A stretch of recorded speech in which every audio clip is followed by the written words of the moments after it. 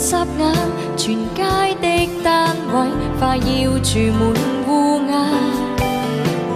好景不會每日常在，天梯不可只往上爬。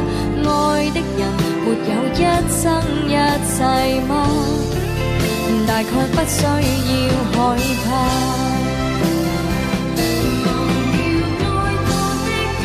當初的喜帖金箔印着那位他，裱起婚紗照那道牆及一切美麗舊年華，明日同步輯下。